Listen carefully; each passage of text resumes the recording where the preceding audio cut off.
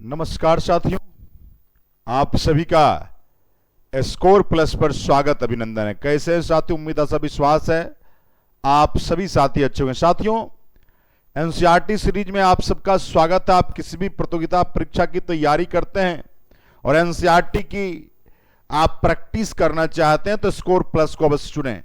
साथियों, साइंस की यदि हम बात करेंगे, क्लास 6 से लेकर क्लास 10 तक के एनसीईआरटी का 1000 से ज्यादा एमसीक्यू कराने का निर्णय लिया है। साथियों, यदि हम लोग बात करेंगे, ये हमारा अपना एप्लीकेशन है, आपका अपना एप्लीकेशन है स्कोर प्लस। ये आपका स्कोर प्लस जो है एप्स भी है, स्कोर प्लस आपका एप्स भी है, जो कि आपका गूगल प्ले स्टोर में मिल जाएगा।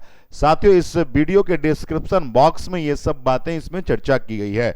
साथियों, यदि हम चर्चा करें साथी, फिजिक्स का सेशन जो है, आप यूपीएससी की तैयारी करते हैं, बीपीएससी टीचर भर्ती की तैयारी, एसएससी की तैयारी, रेलवे की तैयारी करते हैं, एनसीईआरटी निश्चित सफलता के लिए अवश्य पढ़ें। निश्चित सफलता के लिए एनसीईआरटी अवश्य पढ़ें, क्योंकि आप लोगों के लिए मैं आपको उस क्लास 6 से लेकर क्लास 10 तक का पूरी जो है आपका एमसीक्यू सीरीज एक साथ कराने वाले हैं।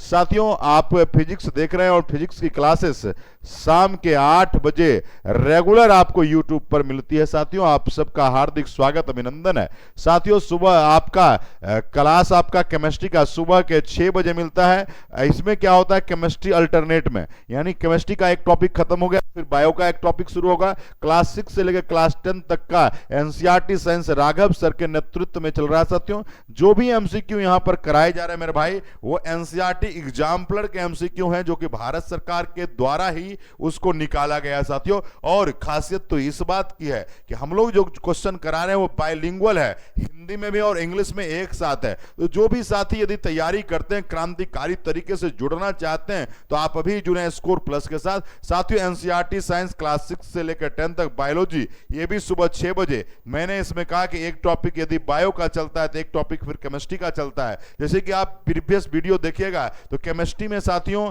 आपका सब्सटेंस टॉपिक जो है खत्म हो गया, यानी पदार्थ के अवस्था, पदार्थ के बारे में वो टॉपिक खत्म हो गया है। स्टेट ऑफ मैटर के बारे में खत्म हो गया साथियों। और बायोलॉजी में फूड जो टॉपिक है, फूड क्लास 6 से लेकर क्लास 10 तक में जितने भी फूड थे वो पढ़ा दिया गया है। अभी जो आप लोगों के साथ जो चल रहा है मेरे भाई, फाइबर की क्लासेस, तो साथियों आप लोग क्रांतिकारी तरीके से, फाइबर हमारा बायोलॉजी में है और बहुत ही शानदार तरीके से आपका चल रहा है। साथियों, उसके बाद की कड़ी की बात करा जाए तो हमने ये, आप प्रीवियस वीडियो देख लीजिएगा, ये टॉपिक हमने करा दिया है साथियों। क्लास 6 का है आपका इलेक्ट्रिसिटी एंड सर्किट। इसमें हमने क्लास 6, ये चैप्टर 12 है, क्लास 6 में हम लोगों ने करा दिया है। प्रीवियस वीडियो आप देख सकते हो मेरे भाई। उसके बाद की चर्चा करी जाए, तो ये हमने करा दिया है, तो इसलिए मैंने इस क्वेश्चन को बड़ा नहीं किया है। अब आइए मेरे भाई, क्लास 6 का ये फन विथ मैग्नेट, यानी चुंबक के साथ एकदम आप कह सकते हैं फन कीजिए, मतलब कहने का सेंस कॉन्सेप्ट के साथ खेलिए। तो आप देखे होंगे इसमें 2 पोल होते हैं, मैग्नेट में 2 पोल होते हैं मेरे भाई। एक होता है नॉर्थ और दूसरा होता है साउथ। आपको उत्तरी ध्रुव होता है और दक्षिणी ध्रुव होता है। आपको पता है कि नॉर्थ के बीच अट्रैक्शन नहीं होता है, नॉर्थ के बीच रिपल्सन होता है, यानी विकर्षण होता है। सेम पोल के बीच विकर्षण, डिफरेंट पोल के बीच आकर्षण होता है मेरे भाई। आप सभी का क्रांतिकारी तरीके से सलाम है मेरे भाई। उसके बाद की कड़ी की शुरुआत करी जाए साथियों, ये हमारा क्लास 7 का है मेरे भाई, क्लास 7 का है ये टॉपिक, और इसका नाम है electric current and its effect, यानी आपका विद्युत धारा और उसके प्रभाव के बारे में पढ़ना है। क्लास 7 का साइंस है। और बेसिक रूप से यदि हम लोग बात करेंगे तो ये हमारा टॉपिक है चैप्टर नंबर 10। इसकी शुरुआत हम लोग करने जा रहे हैं साथियों।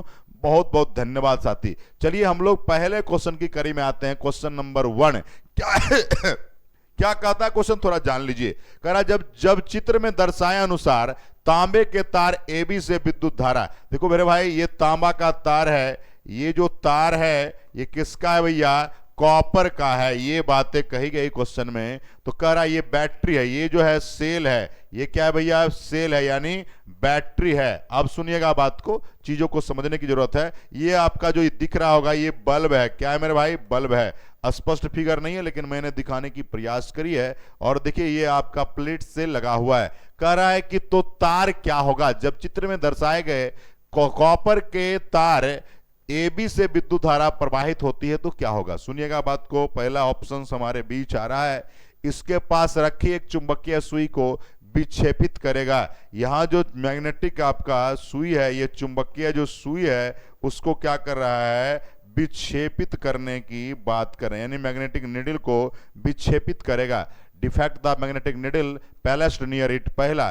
दूसरा है लाल गर्म हो जाता है, बिजली का झटका देता है, फ्यूज की तरह व्यवहार करता है। मेरे भाई आपको जवाब देना है क्रांतिकारी तरीके से। क्वेश्चन नंबर 1 की हमने बात कही और आपने देखा कि कुछ नहीं बोला गया, तांबे के तार से ए बी से विद्युत धारा यानी इलेक्ट्रिक करंट का फ्लो कराया जा रहा है, बस उसके बाद आपको जवाब देने की जरूरत है साथियों। शानदार तरीके से आप सबका जवाब चाहिए। तो सबसे पहले देखो मेरे भाई, अगर हम लोग बात करेंगे सबसे पहले यहां पर आपके पास देखो ये बोला रहा है फ्यूज की तरह, बातें बिल्कुल गलत है। बिजली का झटका क्यों आएगा भैया? हम छूने थोड़े जा रहे हैं। लाल गर्म हो जाता है, ये भी गलत है। ऑप्शन नंबर होगा इसके पास रखी चुंबकीय सुई को विक्षेपित, जैसे कि इसमें जब करंट आएगा, सुनिएगा, तो इसमें जब करंट आएगा स्वाभाविक है इस सुगबुगाएगा। क्या होगा भैया? क्या होगा? सुगबुगाएगा। इसका मतलब विक्षेपित होगा। क्या होगा? विक्षेपित होगा, डिफेक्ट आएगा। चलिए ऑप्शन नंबर ए इसका सही आंसर हुआ। क्लियर है भैया? बहुत बहुत धन्यवाद। चलिए नेक्स्ट क्वेश्चन की बारी है। क्वेश्चन नंबर 2 की बारी है मेरे भाई। क्वेश्चन नंबर 2, उस कथन का चयन कीजिए मेरे भाई। उस कथन का चयन करें जो विद्युत फ्यूज के मामले में सही नहीं है। वाह क्या बात है। नॉन वाले जो सवाल आजकल के ट्रेंडिंग है वो ज्यादा हो रहे हैं मेरे भाई।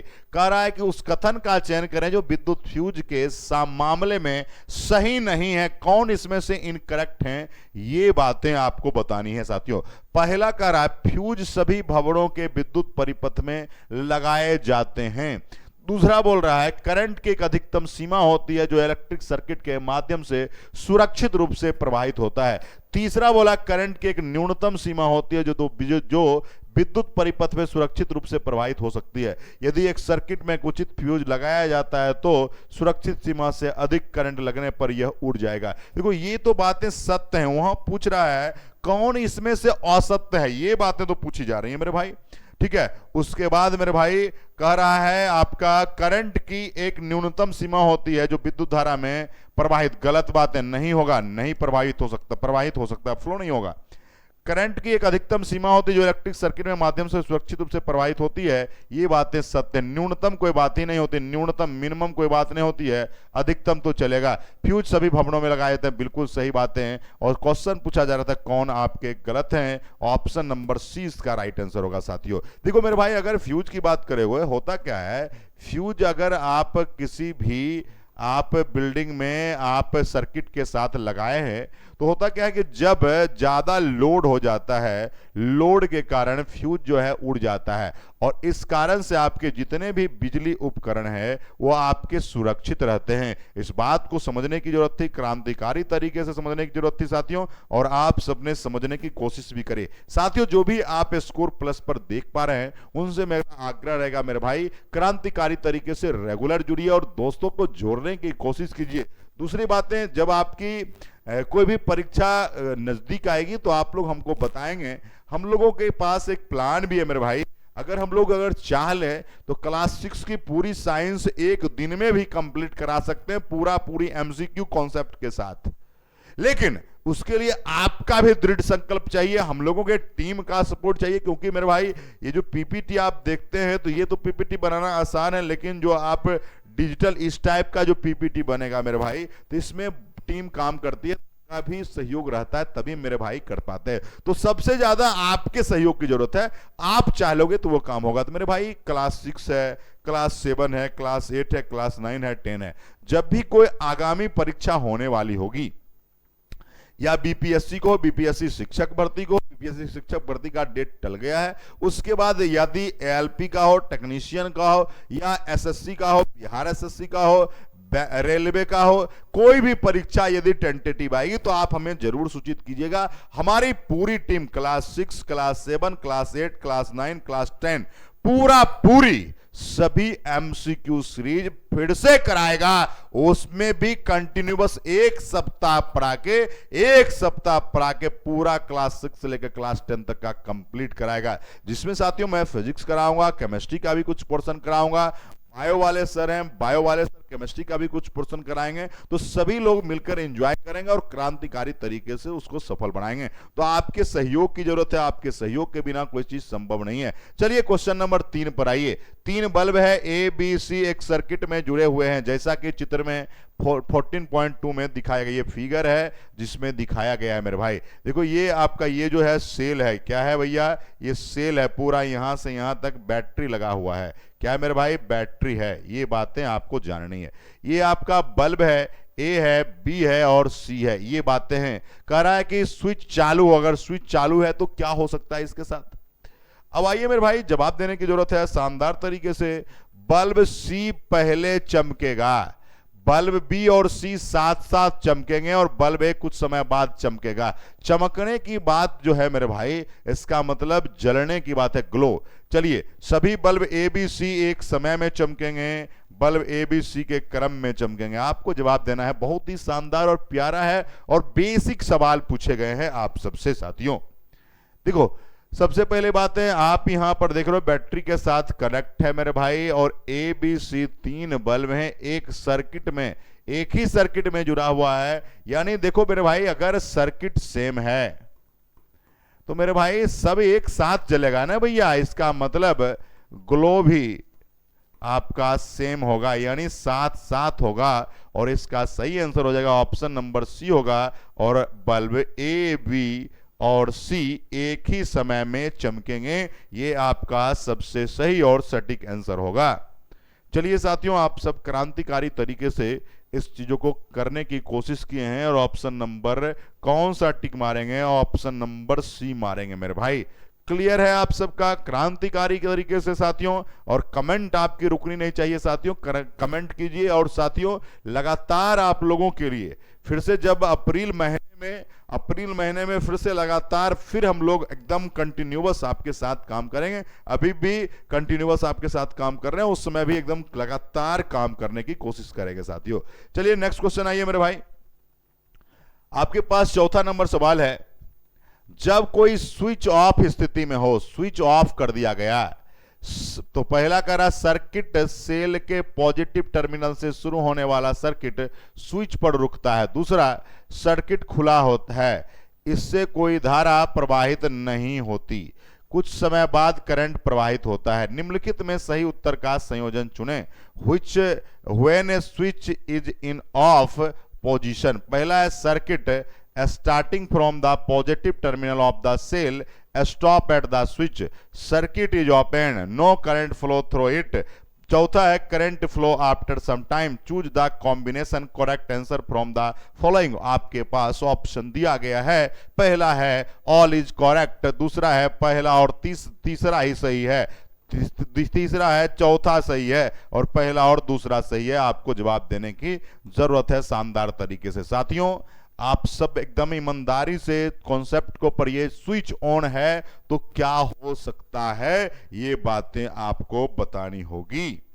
चलिए, स्विच ऑन है तो क्या हो सकता है। पहली बातें, सर्किट सेल के पॉजिटिव टर्मिनल से शुरू होने वाला सर्किट स्विच पर रुकता है, ये बातें बिल्कुल गलत हैं। जब स्विच ऑन है तो भैया क्यों रुकेगा, पहला। उसके बाद आइए, सर्किट खुला हुआ है, ये बातें सत्य है, क्योंकि भैया स्विच ऑन, सॉरी एक मिनट रुक जाइए थोड़ा। स्विच ऑफ है तो भैया सर्किट स्विच पर रुकता है, ये बातें बिल्कुल सही नहीं है। सर्किट खुला है, बिल्कुल स्विच और ऑफ स्थिति में भी सर्किट खुला रहता है मेरे भाई, है ना। स्विच अगर ऑफ भी कर दिए तो सर्किट खुला रहता है। कभी भी यदि आप कहीं भी आप जाते हो, अगर लंबे समय तक घर से बाहर रहना है तो मेन स्विच ऑफ करके जाइए, नहीं तो आपका ये स्विच ऑफ भी रहेगा तो आपको बिजली बिल जो है कुछ ना कुछ आएगी, करंट फ्लो कर रहा है। तीसरा है ये आपके पास है, इसमें कोई धारा प्रवाहित, बिल्कुल धारा प्रवाहित नहीं होगी, लेकिन सर्किट खुला है, ये बातें सत्य हैं। कुछ समय बाद करंट, बिल्कुल ऐसा बात नहीं है, कुछ समय बाद की बातें नहीं है। और ऑप्शन नंबर हमारा हो जाएगा बी, सेकेंड और थर्ड सही है और आप देख सकते हैं कि आपके सामने उपस्थित है साथियों। क्लियर है हमारी बातें साथी? ईमानदारी और शिद्दत से आप सब जवाब दे पा रहे हैं। ईमानदारी शिद्दत के लिए बहुत बहुत धन्यवाद साथियों। चलिए नेक्स्ट क्वेश्चन पर आइए। 5वें नंबर सवाल है, बिल्कुल शानदार सवाल है। अगर नहीं दिख पा रहा होगा मेरे भाई तो हम थोड़ा इसको प्रयास करेंगे कि थोड़ा आपको बड़ा हो जाए जिससे आपको स्पष्ट दिखने लगे। अब मुझे भाई लग रहा होगा कि पूरा पूरी दिख रहा होगा। चलिए क्वेश्चन नंबर 5 की करीब आइए।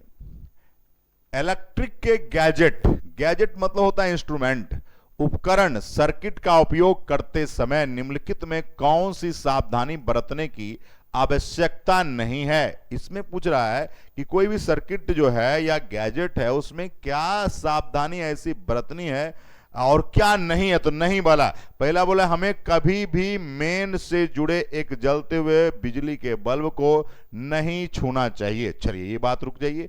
हमें कभी भी मेन या जनरेटर या इन्वर्टर से विद्युत धारा की आपूर्ति का प्रयोग नहीं करना चाहिए, ऐसा कह रहा है। हमें कभी भी फ्यूज के स्थान पर किसी भी तार या धातु की पट्टी का उपयोग नहीं करनी चाहिए। हमें कभी भी स्विच को ऑन पोजीशन में नहीं रखना चाहिए। ये बातें आपको कही गई है। 5वें नंबर सवाल पर आइए भैया, क्या है? देखो मेरे भाई, अगर हम लोग बात करेंगे साथियों, कह रहा है कि सावधानी की आवश्यकता नहीं है।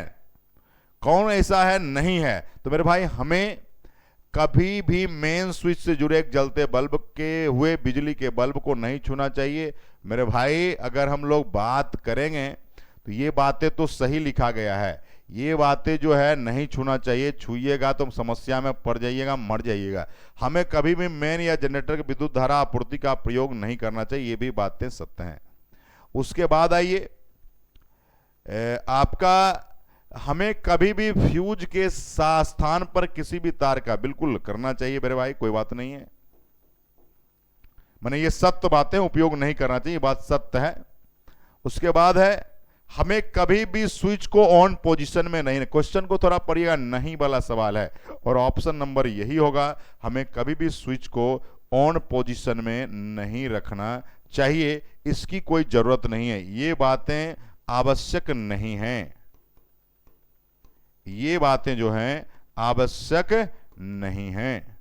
और ये सब जो थे ABC वो सब आवश्यक बातें थे। क्वेश्चन को जब भी एनसीईआरटी आप बना रहे हैं मेरे भाई, तो एनसीईआरटी को बनाने से पहले या एनसीईआरटी को टच करने से पहले सबसे पहले उसके भाषाई पकड़ पर जाइए। यदि आपकी भाषाई पकड़ अच्छी होगी तो आप आराम से चीजों को बना सकते हैं। यदि भाषाई पकड़ आपकी अच्छी नहीं होगी तो आपको दिक्कत का सामना करना एकदम पड़ेगा, 100% पड़ेगा। इस बात को समझ रहे हैं हमारी बात को? तो ये मेरे भाई थे। तो साथियों क्वेश्चन को थोड़ा पकड़ेंगे और बनेगा, बिल्कुल बनेगा। अब देखिए हम लोगों क्लास 7 के टॉपिक को हमने पढ़ लिया और हम लोग आ गए क्लास 8 में। क्लास 8 में चैप्टर भी 8 है, क्लास भी 8 है, फिजिकल साइंस है, यानी फिजिक्स की बात हो रही है मेरे भाई। किसकी बात हो रही है? फिजिक्स का। टॉपिक है नाम chemical effect of electric current. Topic का नाम क्या है? Chemical effect of electric current. यहां पर देखिए कॉपर प्लेट है, ये सब आपको बताया गया है कैसे सर्किट फ्लो होगा। मेरे भाई बैटरी है और यहां से बल्ब को भी जलाने की कोशिश करी गई। साथियों ये क्लास 8 है। मैंने इससे पहले अभी जस्ट पढ़ाया क्लास 7 का, उससे पहले की वीडियो आप देखोगे क्लास 6 की होगी। अब हम लोग क्लास 8 में एंट्री करेंगे। जब क्लास 8 में हम पढ़ा देंगे तो 9th क्लास में आपको इलेक्ट्रिक करंट नहीं पढ़ने हैं, ठीक है? क्लास 10 में पढ़ें। क्लास 10 में 2 टॉपिक हैं, एक आपका बेसिक इलेक्ट्रिसिटी का है, एक आपका इलेक्ट्रिक करंट का और मैग्नेट का रिलेशन है, तो उसको भी हम लोग चर्चा करेंगे। सबसे पहले अभी हम लोग चर्चा करने वाले हैं chemical effect of electric current, जो कि क्लास 8 में है। क्वेश्चन नंबर 1 पर आइए। पहला क्वेश्चन और बहुत ही लाजवाब सवाल है। क्या सवाल है? थोड़ा सा आइएगा। विद्युत धारा उत्पन्न कर सकती है, कौन कर सकता है? Electric current can be produce. पहला केवल तापीय प्रभाव, केवल रासायनिक प्रभाव, केवल चुंबकीय प्रभाव, रासायनिक, तापीय, चुंबकीय, सभी की बात है, यानी ऑप्शन नंबर ABC तीनों की बातें हैं। साथियों जवाब दीजिएगा, शानदार तरीके से आपको जवाब देना है, क्रांतिकारी तरीके से। क्वेश्चन नंबर पहली की चर्चा हम लोग कर चुके हैं साथियों। देखो मेरे भाई, अगर विद्युत धारा की बात करेंगे, इलेक्ट्रिक करंट की जब चर्चा करेंगे तो आपको तो पता है, ओम चचा ने बोला था V बराबर आई आर, और आप कहोगे I बराबर V अपॉन आर, और ये हमारा जो होगा वोल्ट होगा और ये हमारा एम्पियर होगा, और इसी को आप मेरे भाई आपका वोल्ट होगा बटा ओम होगा, और इसी को मेरे भाई एम्पियर आप कहते हो। तो ये बातें आप चलेंगे साथियों। तो आपका तापीय प्रभाव भी होगा, बिल्कुल सही बातें हैं।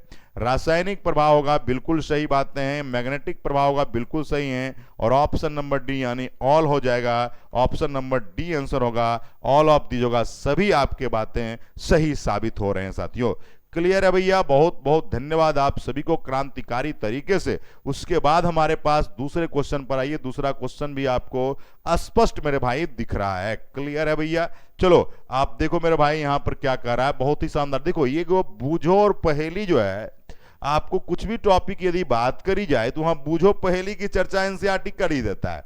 पता नहीं बूझो पहेली एनसीईआरटी जो लिख रहे थे जो लोग, उसमें से पता नहीं ये प्रिया हो सकता है, शिष्य शिष्या होगी, ये बातें बड़ी है यार। तो बूझो और पहेली की बात चलिए हम लोग कर लेते हैं, कोई बात नहीं है। थोड़ा सा क्वेश्चन को बड़ा करने की कोशिश हम लोग करते हैं, प्रयास करेंगे। अगर बड़ा थोड़ा हो जाएगा तो आपके लिए थोड़ा सा ज्यादा सुविधाजनक होगा। चलिए बहुत बहुत बधाई आपको कि हो गया थोड़ा सा। चलिए अब आइए क्वेश्चन की सीरीज में। क्वेश्चन नंबर 2 में मेरे भाई क्या कह रहा है, थोड़ा सा जानने की कोशिश करेंगे। क्वेश्चन नंबर 2 कह रहा है, बूझो और पहेली ने एक जैसे बल्ब और सेल मतलब बैटरी, परंतु दो विभिन्न बिलियन ए बी को लेकर चित्र में दर्शाए अनुसार प्रयोग किए। देखो भैया सॉल्यूशन अलग अलग है, ये सॉल्यूशन बी है और ये सॉल्यूशन ए है, ठीक है। और बूझो का एक्सपेरिमेंट ये है और पहेली का एक्सपेरिमेंट ये है, ऐसा बताया गया है। उन्होंने देखा कि व्यवस्था ए में बल्ब व्यवस्था बी की अपेक्षा अधिक चमकीला दीप्त होता है। यानी उन्होंने देखा कि व्यवस्था ए में बी की अपेक्षा आपका यानी ए का जो ज्यादा दिखता है किससे, बी से। इससे आप क्या निष्कर्ष निकाल सकते हैं, ये बातें कही गई है। ऑप्शन नंबर पहला है व्यवस्था ए के परिपथ में अधिक विद्युत धारा प्रवाहित हो रही है, व्यवस्था बी में अधिक विद्युत धारा प्रवाहित होती है। दोनों परिपथ में समान विद्युत धारा, दोनों व्यवस्थाओं के परिपथ में प्रवाहित होने वाले विद्युत धारा का परिणाम की तुलना इस प्रकार नहीं की जा सकती। पहला नंबर ये बातें तो गलत हैं, ऑप्शन नंबर डी इसके आंसर मेरे भाई नहीं हो सकते हैं। दूसरा ये क्या कह रहा है, दोनों पर समान रहेगा तो भैया दोनों समान होगा ना, काहे ज्यादा कम दीप्त की बातें करेगा, तो इसका मतलब अधिक नहीं, इसमें मेरे भाई होगा कम होगा, तब ये सही हो पाएगा, है ना। तो ये भी मेरे भाई गलत हो गया, ऑप्शन नंबर ए होगा, क्योंकि इसमें अधिक है तो अधिक है तो स्वाभाविक है कि दीप्तता भी अधिक है। दीप्तता का मतलब होता है ग्लो भी ज्यादा है, तो ए का ग्लो ज्यादा है किसकी तुलना में, बी में। क्यों? क्योंकि इसमें जो है विद्युत धारा ज्यादा प्रवाहित हो रहा है, यानी आप कह सकते हैं विद्युत धारा जो है अधिक आई की बात हो गया, और इसमें जो है इसकी तुलना में कम आई की बात हुआ, इलेक्ट्रिक करंट की बात हुआ। क्लियर हमारे बात है भाई? बहुत ही शानदार तरीके का आप सबका क्रांतिकारी तरीके का सलाम मेरे भाई। आप सभी लगे रहिए ईमानदारी शिद्दत के साथ। जब भी सवाल आए तो पहले विचार करिए, और जब विचार आप करेंगे तो अभी आपको जाके अच्छा महसूस होगा। क्लियर है हमारे पास साथी? ईमानदारी और शिद्दत के साथ अगले क्वेश्चन की सीरीज में हम लोग चलने वाले हैं साथियों।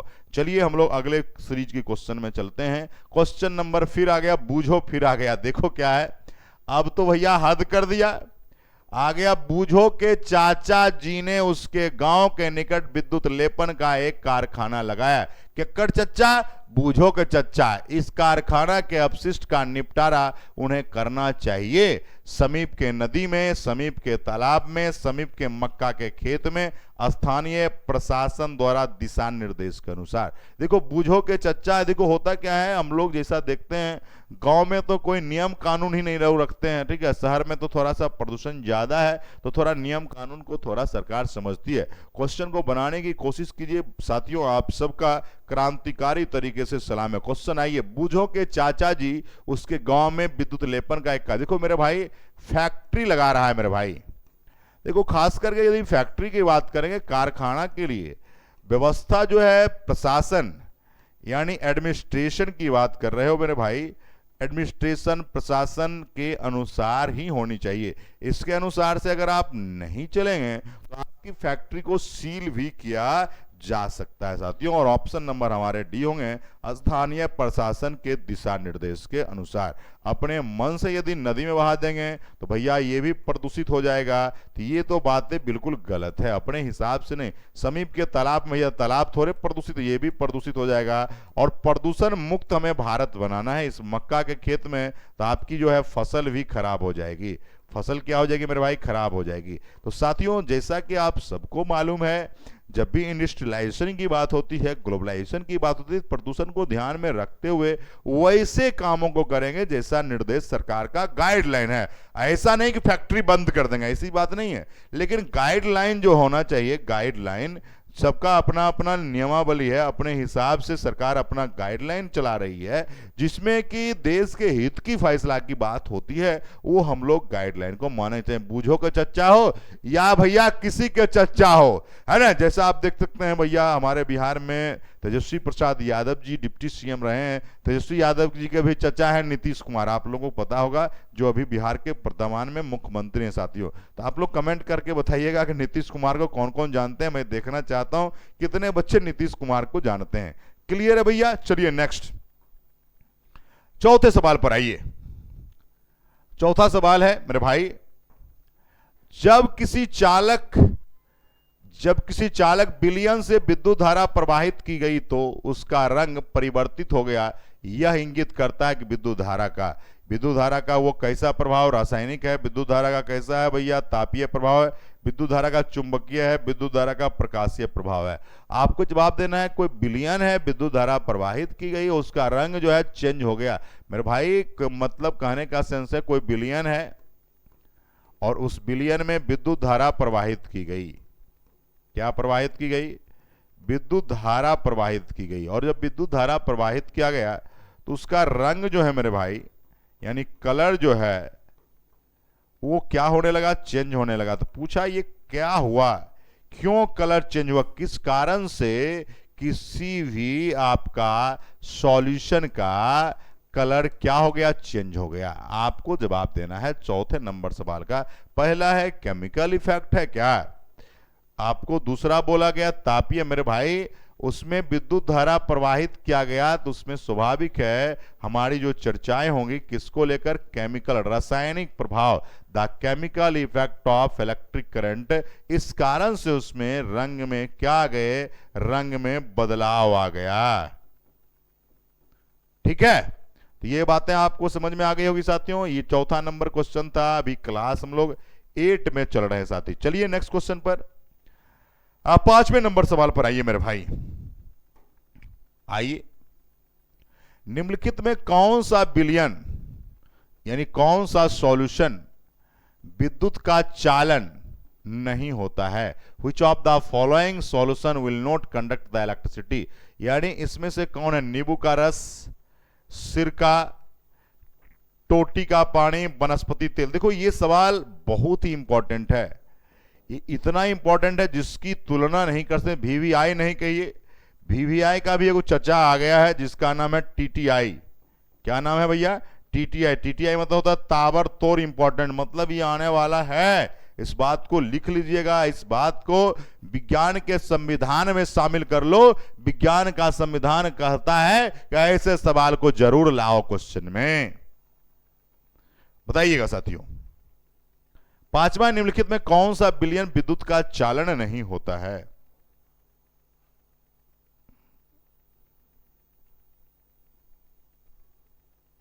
यानी जिसमें विद्युत का कंडक्शन नहीं होगा, यह बात आपको बतानी है। देखो मेरे भाई, अगर हम लोग बात करेंगे, नींबू के रस में विद्युत का कंडक्शन होगा ही, सिरका में भी होगा, टोटी पानी में भी होगा। टोटी कहने से क्या होगा? वाटर में होगा। तो ये सब बातें, लेकिन वनस्पति तेल में नो, इसमें वेजिटेबल ऑयल में इस तरह का नहीं होता है कंडक्शन, यानी ऑप्शन नंबर हो जाएगा डी।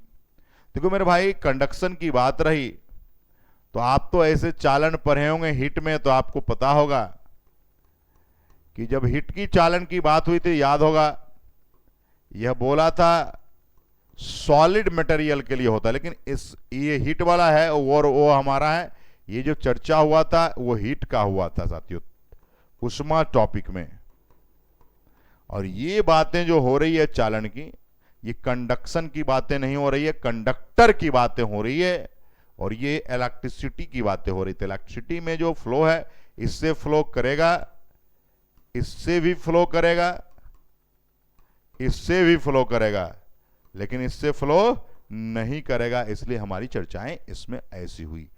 नेक्स्ट क्वेश्चन पर आए मेरे, चलिए नेक्स्ट क्वेश्चन पर आइए। क्या बोल रहा है, सवाल को थोड़ा समझने की कोशिश कीजिएगा। विद्युत लेपन द्वारा वस्तुओं को चमकदार शाइनिंग बनाने के लिए निम्नलिखित में से किस धातु का उपयोग किया जाता है? Which of the following metal is used in electroplating to make object appear shining? एकदम चमकदार, चमचम करेगा। जिसे आप देखे होंगे, खास करके जो विद्यार्थी हैं, नौजवान हैं, वो तो सैलून नहीं जाते, लेकिन जिनकी शादी विवाह हो गए, लड़का हो या लड़की हो मेरे भाई, लड़का को भी देखें लड़की को भी, जाएगा तो एकदम बन ठन के जाएगा। बन ठन के मतलब भैया वो चमकदार बन के जाना चाहता है, चमकदार।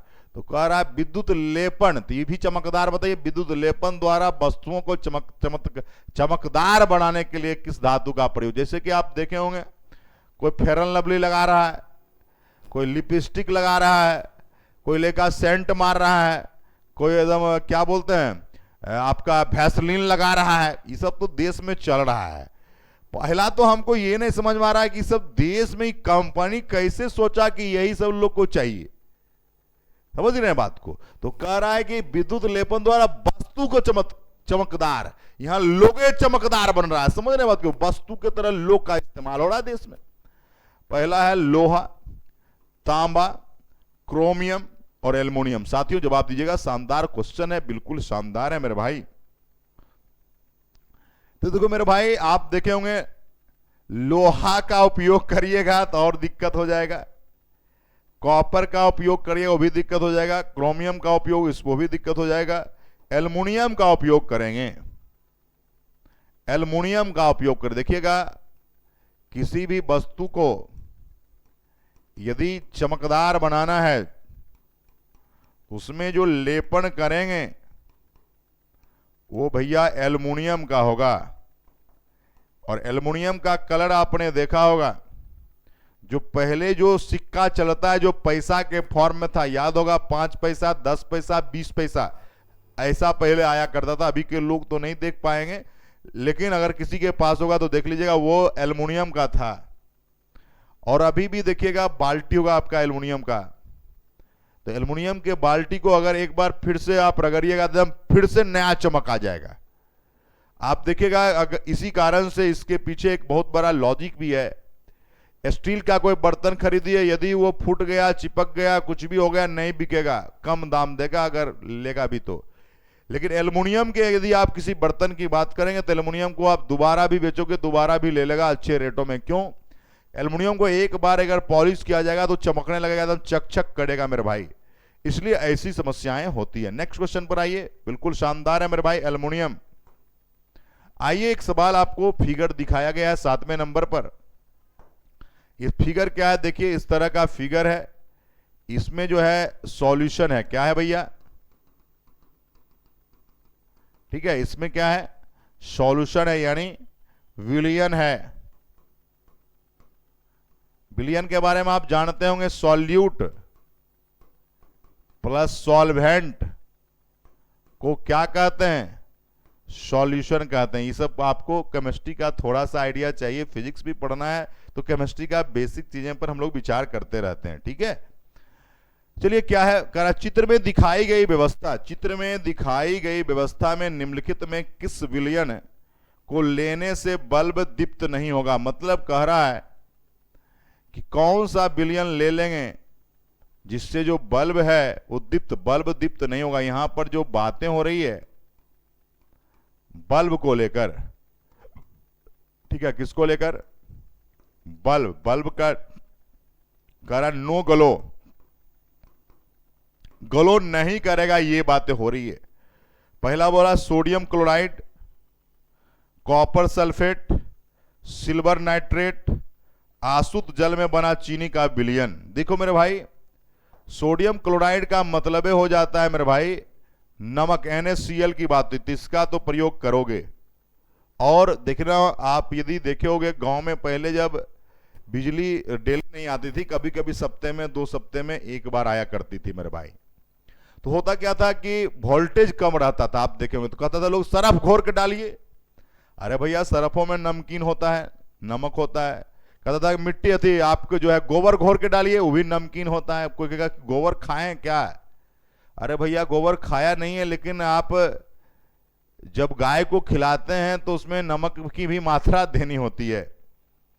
तो हमारा जो ऑप्शन हो जाए पहला, ये कॉपर भी होगा, सिल्वर भी होगा, आसुत जल यानी sugar solution in dilute water, dilute water, इसमें जो है आपका जो है ये जो ग्लो है कम हो जाएगा, क्योंकि इसमें नमक की मात्रा नहीं होती है।